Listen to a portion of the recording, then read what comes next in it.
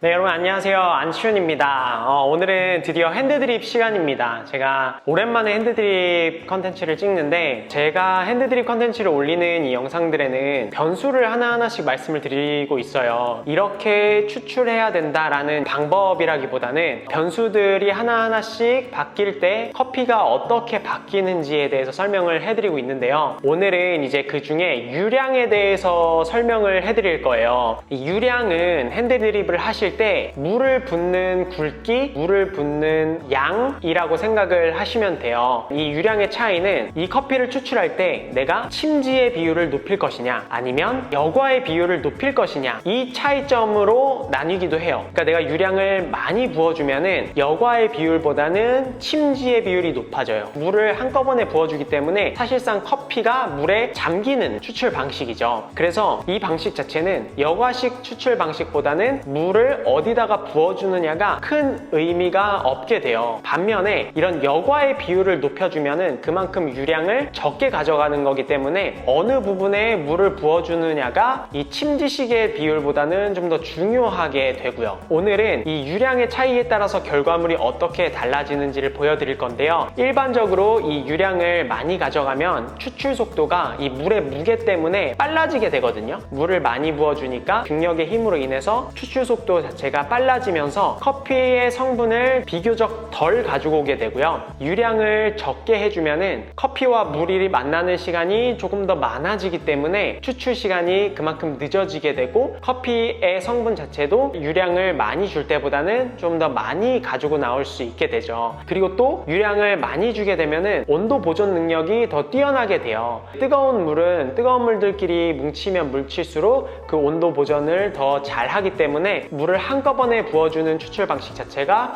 뜨거운 온도를 좀 더 잘 보존할 수 있고요. 그리고 여과의 비율을 높이면은 아무래도 온도 손실이 유량이 많은 푸어오버 방식보다는 많아지게 되고요. 한번 제가 추출을 하면서 추출 시간이 어떻게 변하고 그 커피 안에 있는 성분은 어떻게 변하는지를 한번 보여드릴게요. 오늘 사용하게 될 원두는 이 에디오피아 예가체프 G2 원두고요. 이 원두는 제가 이마트 트레이더스에서 구매를 했어요. 17,000원 정도 됐던 것 같아요. 이 원두로 추출을 할 거고요. 이 라이트 로스트 된 커피거든요. 그래서 이 커피를 가지고 유량이 많게 추출을 해보고 또 유량을 적게 추출을 해볼 거예요. 커피 원두는 둘 다 똑같이 20g의 커피를 사용을 할 거고요. 뜸은 30초간 들여줄 거고 브레잉 레시오는 1:15의 비율로 추출을 해줄 거예요. 그래서 총 300g의 물을 부어줄 건데 물 온도는 94도 정도의 물을 사용을 할게요. 분쇄도는 저희가 산 그라인더 분쇄도 4의 분쇄도로 그라인딩을 할 거고요. 유량이 많게 추출하는 거는 300g을 한 번에 부어줄 거고요. 유량을 적게 추출하는 거는 100g씩 나눠서 3번에 걸쳐서 부어줄 거예요. 그렇게 결과물을 한번 비교를 해볼게요. 이런 원두 봉투 개봉할 때 꿀팁이 있는데 가위가 없다면은 이 끝을 이렇게 잡으시고요.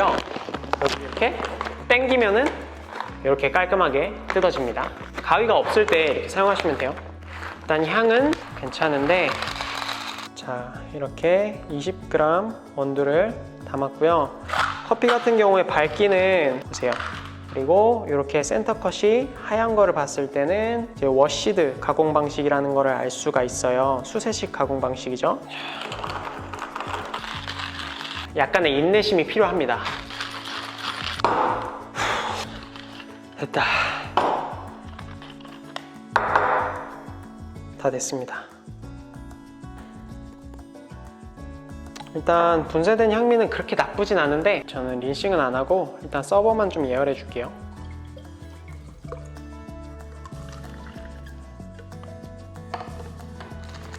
필터 접고요. 잘 넣어주시고 분쇄한 커피 20g 온도는 94도 정도 됐고요. 물은 항상 커피를 적게 내리던 많이 내리던 주전자에 항상 똑같은 양 채워주시고 뚜껑 닫고요. 뜸은 1/2 40g 정도 드려줄게요. 이마트 트레이더스에서 산 거 치고는 그래도 로스팅 된 지 얼마 안 돼서 그런지 잔존가스가 좀 있고 뜸은 40g 정도 들여줬죠. 30초가 지나서 0점 다시 잡아주고요. 300g을 그대로 부어줄 거예요.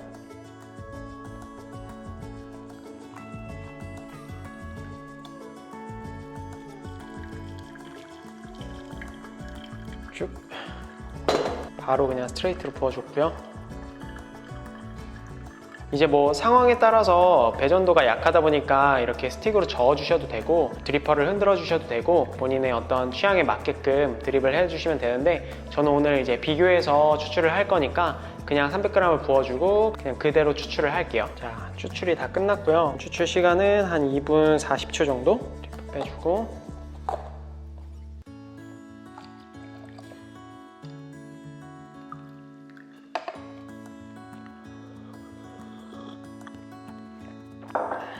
생각보다 되게 괜찮은 것 같아요. 조금 연하긴 한데 다음 추출이랑 한번 좀 비교를 해볼게요. 자, 이제 동일한 방식으로 추출을 하는데 뭐 물 온도, 뜸 시간, 추출 양 다 똑같이 할 건데 제가 100g씩 이제 1차, 2차, 3차에 나눠서 유량을 좀 적게 가져가 볼게요. 자, 똑같이 뜸 40g 드릴게요. 100g 줄게요.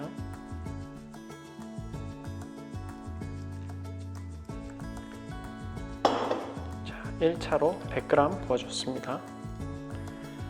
조금 기다렸다가 물이 조금 빠지면 다시 부어줄 거예요. 조금 빠졌고요. 다시 100g 부어줄게요. 다시 100g 부어줘서 좀 200g이 됐고요. 다시 100g 더 부어줄게요. 300g까지 부어줬고요. 추출 시간은 벌써 아까보다 좀 더 길어지고 있어요. 이미 물 빠짐이 너무 약해져서 드리퍼는 제거할게요. 지금 시간은 3분 한 45초 정도.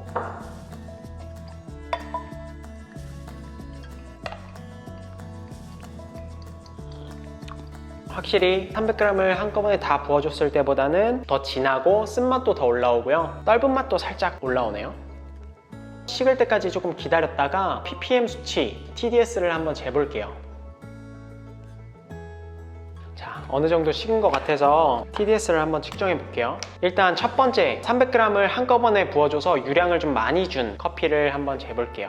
보시면 1170 ppm 나오거든요. 그러니까 TDS로 환산하면 한 1.17 정도 되네요. 두 번째, 유량을 좀 적게 줘서 100g씩 나눠서 추출한 컵의 TDS를 한번 재볼게요. 1400 정도 나와서 TDS로면은 1.4 정도. 자, 이렇게 여러분들이랑 같이 맛을 보면은 확연히 차이가 나겠지만 영상으로 전달이 안 돼서 TDS를 재서 여러분들께 간단히 보여드렸어요. 이렇게 뭐 간략하게만 보더라도 뒤에 100g씩 유량을 좀 나눠서 준 커피가 커피 성분들을 많이 가지고 온 거를 보실 수 있죠. 물론 추출 시간도 당연히 더 느렸고요. 그래서 추출을 하실 때 이렇게 유량에 따라서 커피 맛이 변할 수 있다는 거 여러분들이 아시면서 핸드드립을 하실 때 이렇게 유량을 한꺼번에 많이도 해보시고 유량을 천천히 줘서 추출을 해보시면 더 다양하게 핸드드립을 즐기실 수 있으실 거예요. 자, 오늘은 유량의 변수에 따른 결과물에 대한 차이를 여러분들께 간단히 보여드렸고요. 저는 다음에 또 유익한 다른 커피 컨텐츠를 가지고 여러분들을 찾아뵙도록 하겠습니다.